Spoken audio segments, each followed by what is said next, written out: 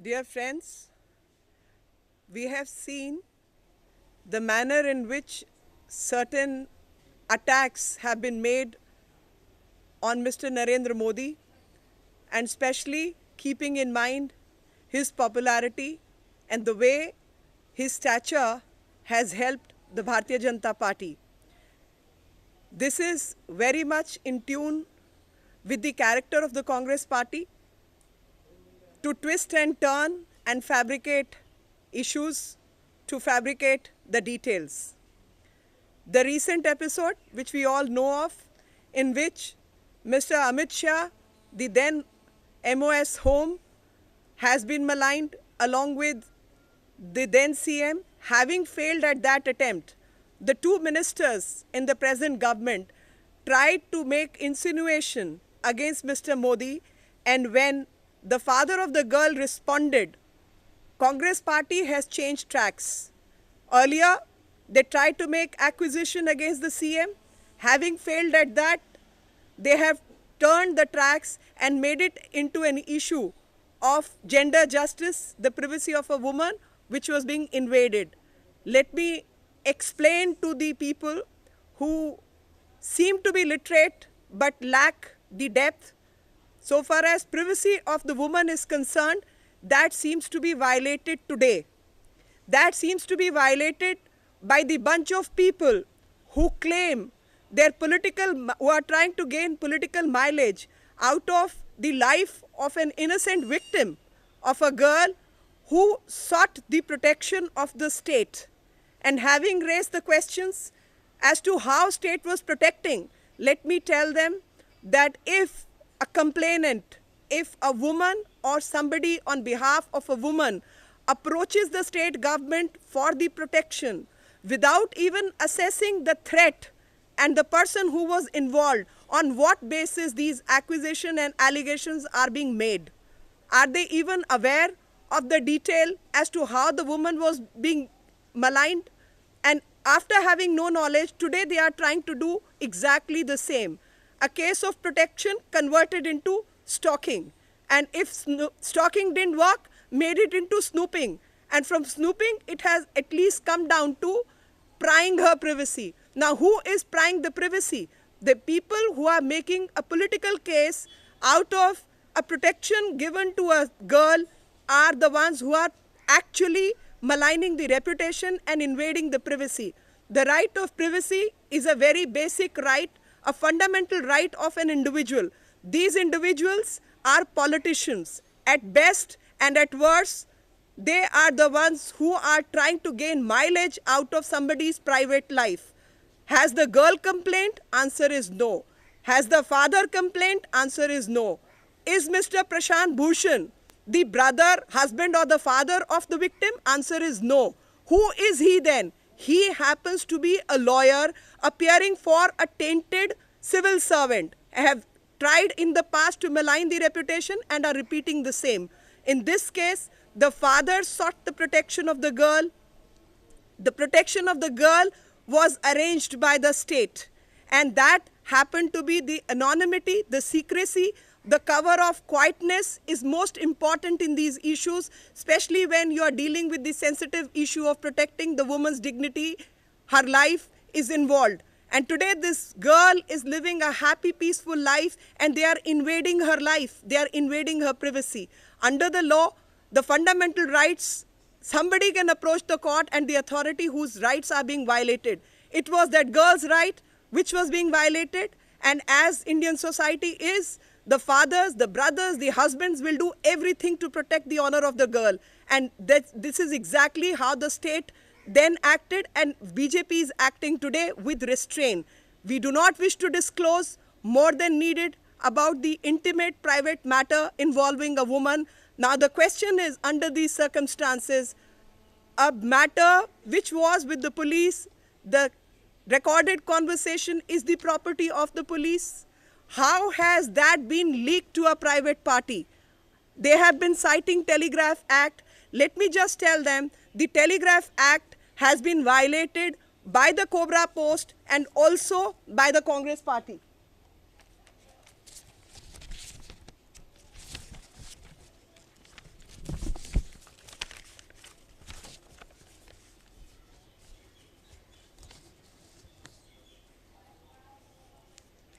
23B, 23A, without the permission, intrusion into signal room, trespass in telegraph office or obstruction, if any person without the permission of competent authority enters the signal room, telegraph office or the government or a person licensed under the act. Now, in this particular case, my friends, you must understand, the surveillance was under the instruction of the state government on a complaint. Now, if on a complaint, state has acted and has given security to that woman, that is very much allowed and permitted under the Telegraph Act. Today, when this authorized information is going into the unauthorized hands, whether you label it as Tehelka or Cobra Post, or you label it as Gulel or Congress Party, it is one and the same thing.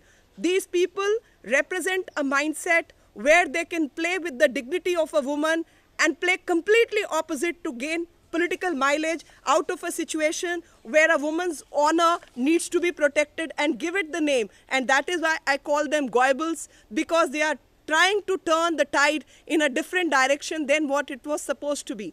Trying to malign, when having failed that, they are trying to make it into an issue of women's safety and security, while the state government was doing exactly what they are claiming was being violated. And if there is any violation, that violation has been made by these so-called claimants of personal dignity and personal rights. They are violating the right to privacy, they are violating the right, they are casting aspersions, they are assassinating a woman's character. This is the level to which they can stoop. I don't know how low they can stoop, but this definitely is a case where you can see the hand-in-glove manner in which the Congress party is working with its surrogates and is propping up people one way or the other.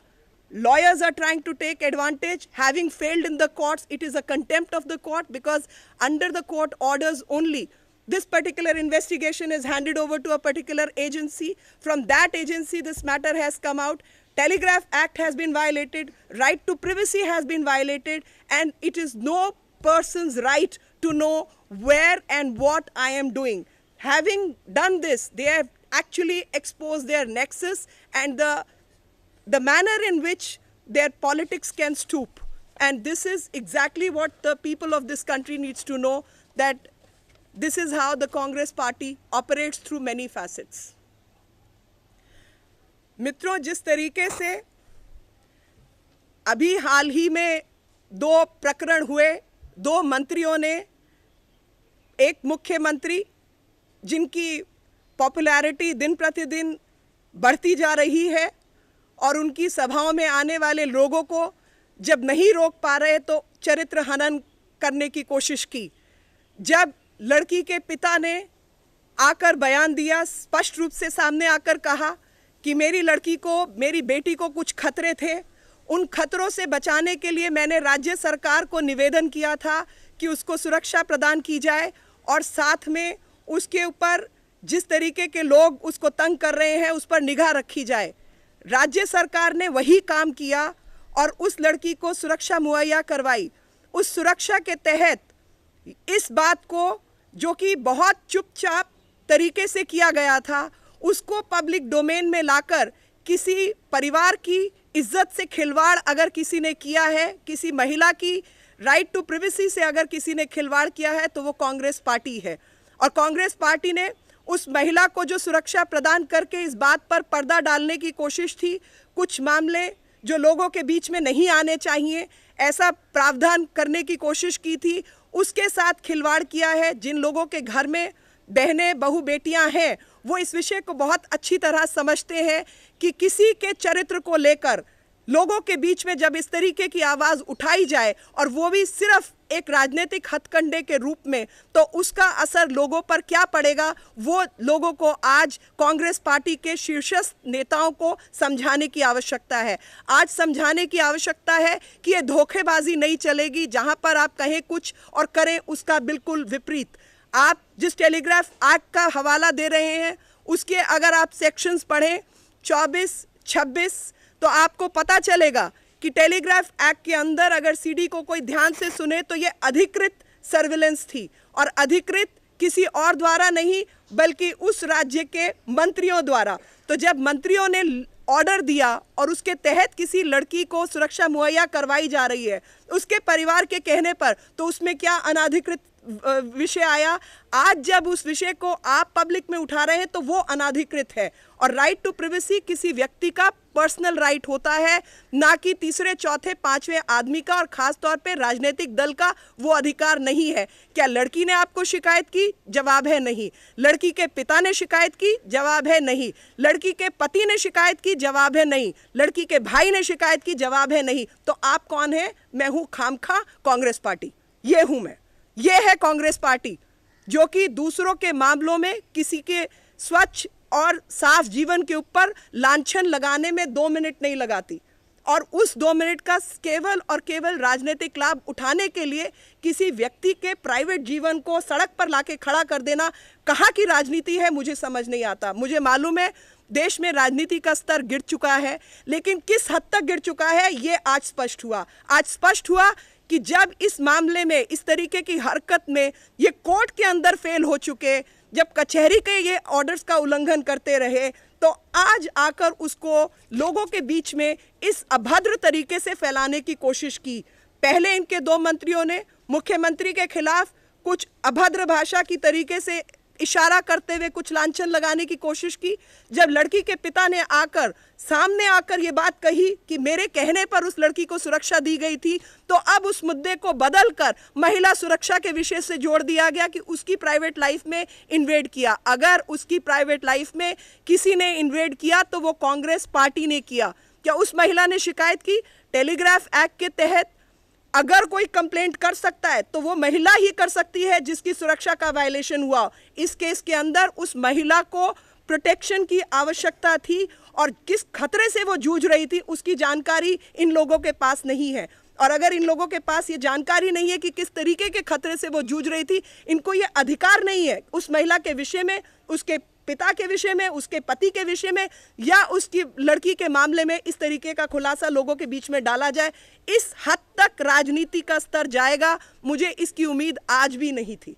लेकिन Congress party से इस तरीके की उम्मीदें एक उम्मीद के सहारे ही होती हैं कि लगातार वो इस तरीके की हरकतें करेंगे, करते रहे हैं, पूर्व में भी की हैं, और हर बार उनकी ये हरकत उनके ऊपर ही वापस कालक लगती है।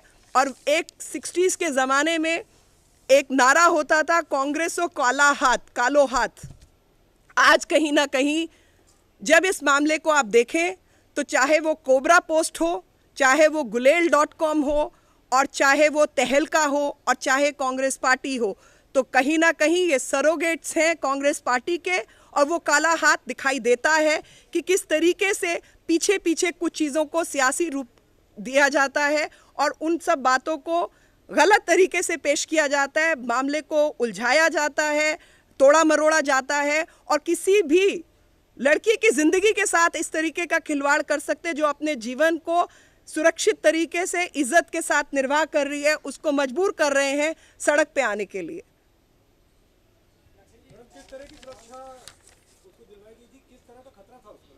देखिए, वो सब जो हैं ऐसे विषय हैं जिसके बारे में मैं नहीं कह सकती, और क्योंकि वही हरकत मेरी तरफ से होगी जिसको बचाने की कोशिश थी, उसी को आप सड़क पे लाने को मजबूर कर रहे हैं। इस तरह की सुरक्षा क्या सारी लड़कियों को दे पाएंगे मोदी जी?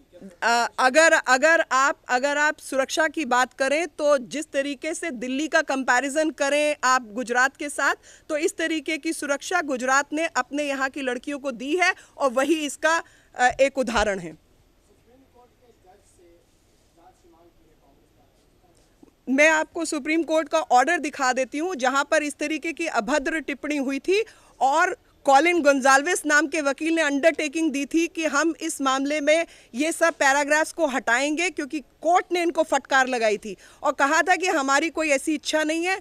2 बार से अमेंडेड पिटिशन फाइल करनी थी, जिसमें प्रशांत भूषण ने ये अमेंडेड पिटिशन फाइल करनी थी, और वो अमेंडेड पिटिशन फाइल ना करके तारीख पे तारीख ली गई, और उसके बाद ये सिला दिया गया। इसलिए मैंने ये प्रश्न लगाया कि प्रशांत भूषण उस लड़की के पिता हैं, जवाब है नहीं, भाई है नहीं, पति है नहीं, तो किस हैसियत से वो इस तरीके की बात कर रहे हैं? वो एक ऐसे व्यक्ति के वकील हैं जिसकी जो कोर्ट की अवमानना कर रहा है। अरे कोर्ट प्राइवेट मैटर है, जिसके अंदर जिस लड़की की इज्जत बचाने का पक्ष है, उस लड़की के पिता कुछ कह रहे हैं, लड़की कुछ कह रही है। कांग्रेस पार्टी होती कौन है? कौन है कांग्रेस पार्टी? बाप है, भाई है, मां है, कौन है? राजनीतिक दल जो कि कोई भी हथकंडा अपना सकता है। इसमें तो जांच उल्टी होनी चाहिए कि अगर कोई चीज केस प्रॉपर्टी थी, स्टेट की प्रॉपर्टी थी, इन लोगों के हाथ में कैसे आई और उस स्टेट प्रॉपर्टी का दुरुपयोग कैसे हुआ, ये जांच होनी चाहिए।